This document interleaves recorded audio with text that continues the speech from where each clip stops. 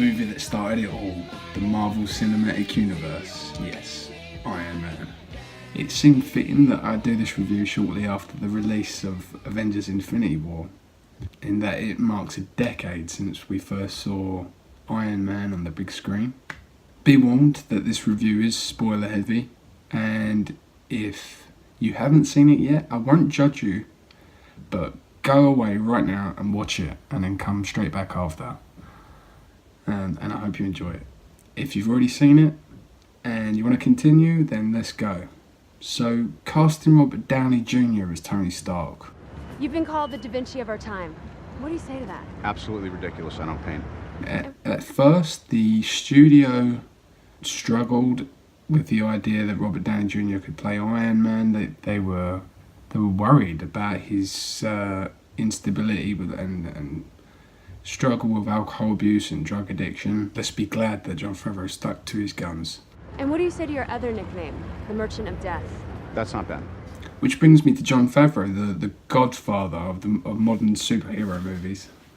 It's thanks to Mr. Favreau that the Marvel Cinematic Universe is what it is today.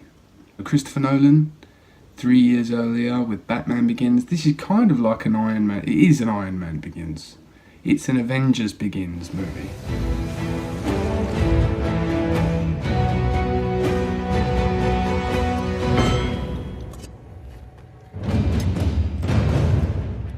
So let's talk a little bit about why this is the greatest, or one of the greatest superhero movies, and what sets it apart from all of the others.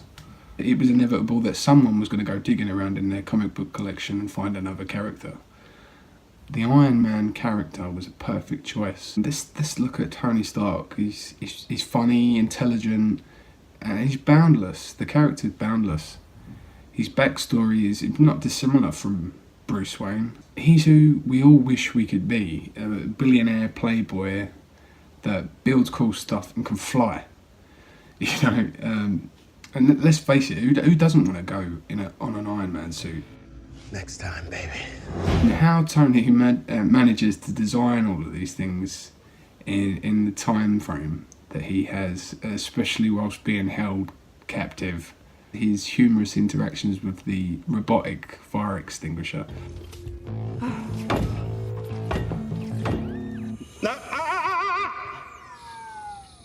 The helmet cam is inspired. I don't think I've ever seen anything like that before. Pepper Potts, who's played by Gwyneth Paltrow, who's wonderful. I would like a vodka martini, please. Okay. Very dry with olives, a lot of olives, like at least 3 olives. Jeff Bridges plays the main antagonist in this movie. He is Tony's business partner and formerly Tony's father's partner, who ultimately betrays him, and Tony later finds out that he's been selling his weapons behind his back. Greed, power mad, everything you want in a villain, and so deceitful, and really works well with Robert Downey Jr. and his facial expressions when he's lying to him and trying to keep a straight face, trying to keep his cards close to his chest. Listen to me, Tony.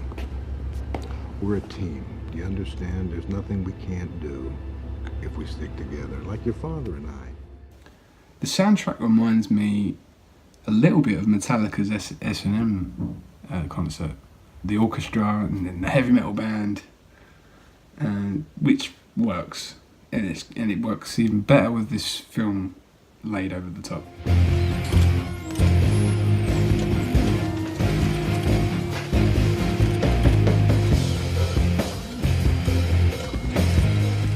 One of my favourite moments in movies when Tony runs down the army in the Iron Man prototype. So he and his cellmate build the prototype whilst they're supposed to be constructing the Jericho missile.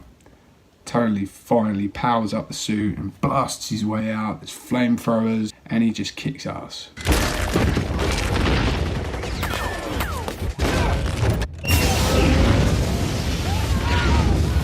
Finally, another favourite moment of mine is what I like to call the multi-target hostage standoff.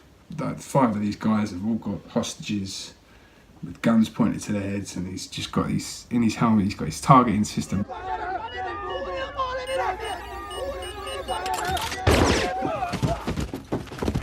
Fantastic. I'm gonna rate the film based on 4 things: story, casting, CGI/cinematography, and longevity. So for story, I'm gonna give this a 20.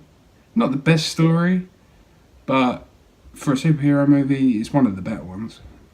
Casting, I'm going to give it 25 out of 25 because I can't imagine anybody else playing those roles. And for Robert Downey Jr. alone. CGI and cinematography, flawless. I'm going to give that 25. It just built this model of what a superhero movie should be now. And finally, longevity. Like, I watched it about an hour ago and I still love it. I've seen it 10 times, it doesn't get old. So I'm going to give longevity, I'd say 23. Which gives us a total of 93 out of 100. I know it's a bit of a long-winded rating system, but I want to try and be accurate with my review, so that's kind of why I did it. And plus, you know, I want to be a little bit different from everyone else. Yes, it's very cool. I started with Iron Man intentionally because, like I say, in my opinion, it's one of the best movies ever made. So it should be up there in the 90s. So that's about all I want to say. I've just realised I haven't had my shirt in the shot the whole time. Thanks for watching. I hope you enjoyed my review.